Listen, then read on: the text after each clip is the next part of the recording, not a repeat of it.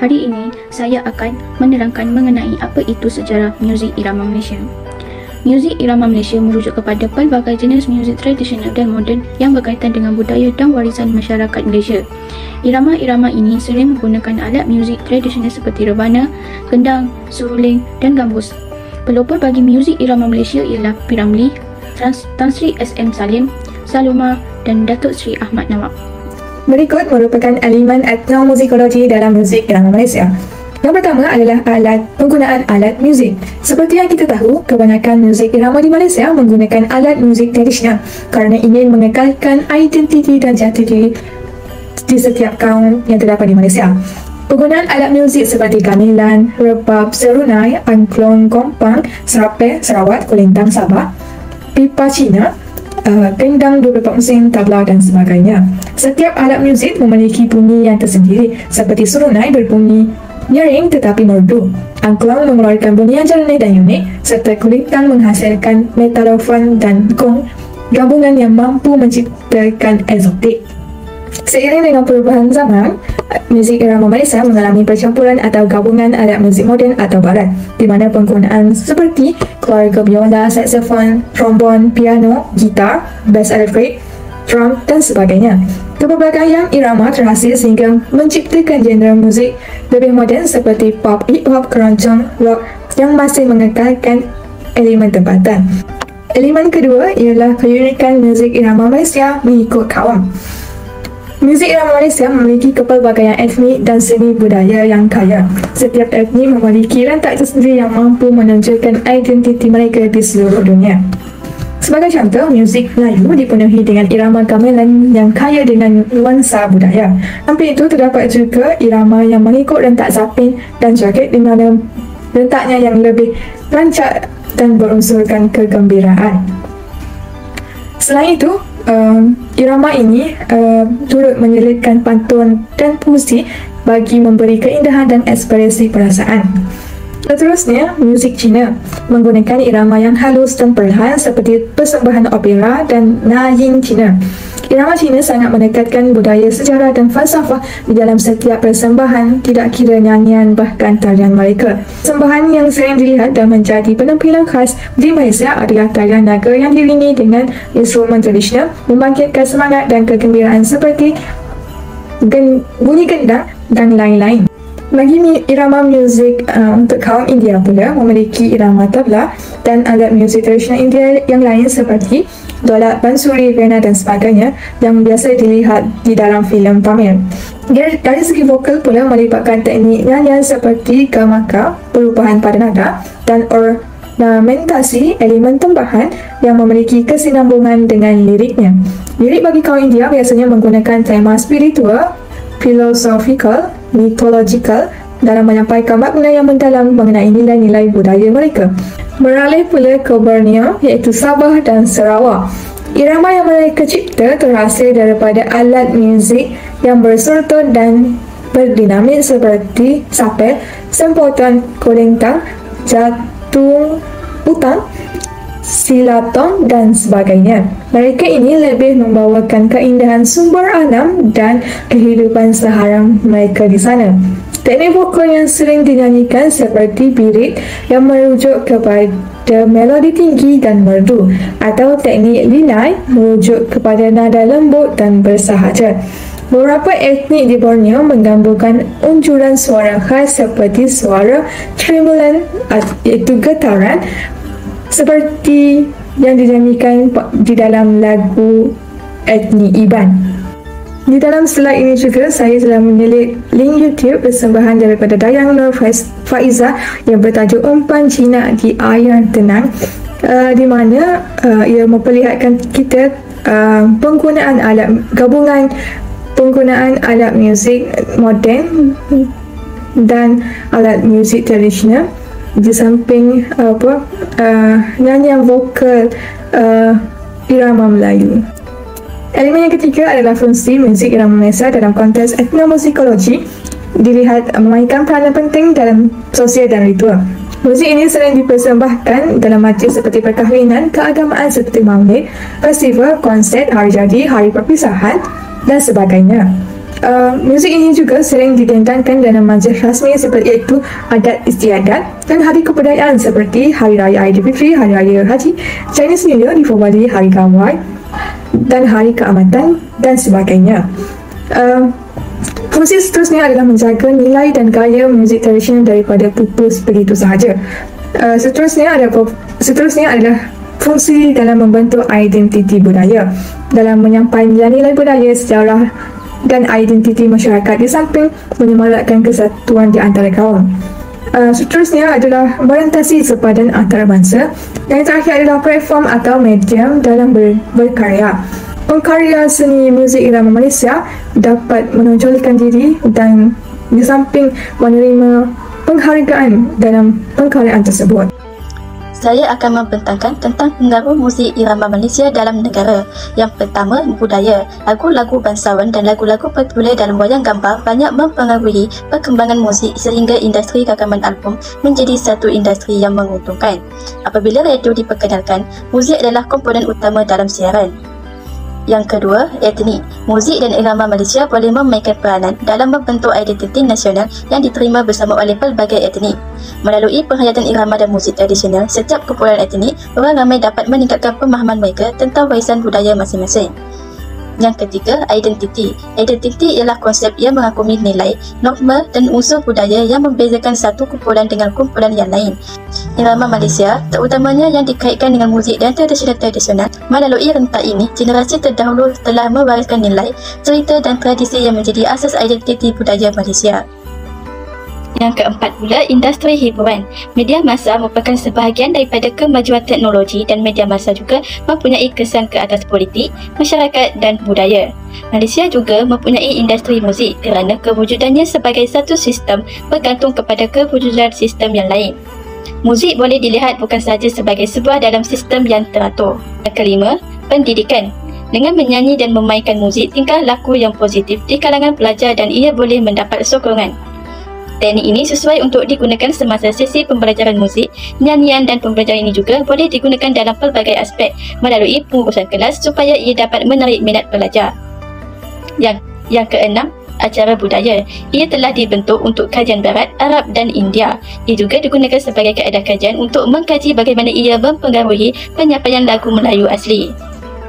Ini mewujudkan satu bentuk seni yang merangkumi kepelbagaian dan memberi gambaran bahawa masyarakat Malaysia mempunyai keupayaan untuk hidup bersama secara harmoni. Pada hari ini saya akan membentangkan mengenai pengaruh muzik irama Malaysia di luar negara. Terdapat 6 poin utama yang akan saya bentangkan. Pertama adalah persembahan dan pertunjukan yang pernah dibuat di luar negara. Persembahan pertama yang pernah dibuat di luar negara adalah di New York Park, Singapura, iaitu kumpulan Uji Rashid and the Jets. Persembahan ini berlangsung pada tahun 1963. Selain itu, penyanyi nombor satu negara iaitu Datuk Siti Nurhaliza pernah membuat persembahan di Royal Albert Hall, London. Antara lagu-lagu yang Datuk Siti Nurhaliza dendangkan adalah lagu Cindai, Ku Milikmu, Zapin Budi dan banyak lagi. Persembahan Datuk Siti Nurhaliza ini telah tersenarai dalam The Malaysia Book of Record dalam kategori persembahan solo pertama di luar negara. Poin kedua pula ialah kolaborasi. Antara kolaborasi artis tanah air kita yang pernah buat dalam muzik irama Malaysia adalah Datuk Siti Nurhaliza pernah berkolaborasi dengan artis Indonesia iaitu Sri Devi dalam salah satu pertandingan di Indonesia iaitu di Academy. Mereka berdua berduet menyanyikan lagu Purnama Merindu. Dan poin ketiga saya adalah pertandingan dan festival yang pernah dilakukan di luar negara. Antara festival yang pernah penyanyi tanah air kita membuat persembahan adalah Festival Theatre Adelaide di Australia pada tahun 2019. Iaitu Datuk Siti Nurhaliza juga pernah membuat persembahan di festival tersebut. Poin keempat saya pula adalah media sosial. Bagaimana kita ingin mempromosikan lagu irama Malaysia ini kepada pendengar di luar negara. Antara media sosial yang viral sekarang, yang tular sekarang adalah TikTok. Seperti kita sedia maklum, pengguna TikTok sekarang berada di seluruh dunia. Jadi generasi-generasi muda yang gemar membuat video tarian atau video-video pendek dan memasukkan sekali lagu irama Malaysia, sekaligus dapat mempromosikan lagu irama Malaysia ini kepada pendengar di luar negara. Dan poin kelima saya pula adalah elemen tradisional dalam muzik global. Antara elemen tradisional yang terdapat dalam muzik irama Malaysia adalah salah satunya cengkok nyanyian yang digunakan dalam irama Malaysia. terdapat cengkok asli yang digunakan dalam muzik irama Malaysia ini. Dan selain itu, elemen alat tradisional antaranya seperti kompang, seruling dan gendang yang sering digunakan dalam muzik irama Malaysia ini. Poin terakhir saya iaitu poin nombor 6, iaitu mempromosikan pelancongan di Malaysia.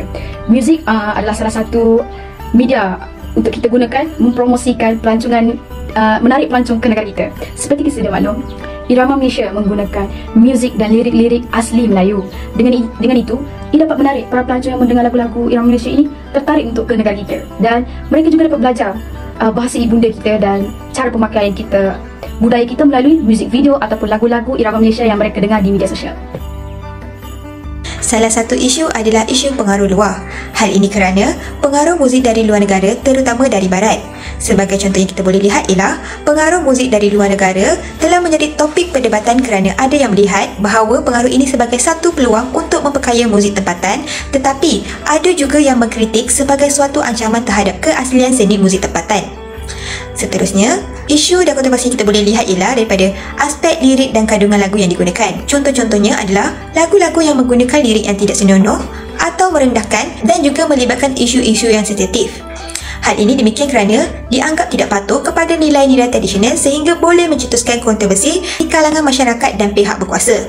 Di samping itu, isu lain adalah lagu yang mempunyai unsur pop dance di dalam lagu tersebut tetapi ianya telah diangkat sebagai lagu etnik yang hanya disebabkan mempunyai iringan muzik erhu yang bernuansa timur jauh. Minat peminat muzik irama Malaysia ini semakin berkurang seiring dengan peredaran zaman.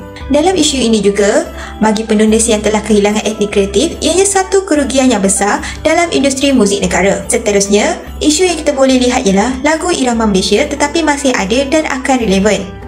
Lagu irama Malaysia tidak begitu popular dalam arus berdaya masa kini, tetapi peminat serta pengikut-pengikut lagu berkenaan masih ramai dan setia dalam memberi sokongan pada setiap karya lagu tersebut. Walaupun ianya telah dirojakkan, dicampur atau ditambah dengan cita rasa pop atau rap dan sebagainya, tetapi irama Malaysia ini masih ada.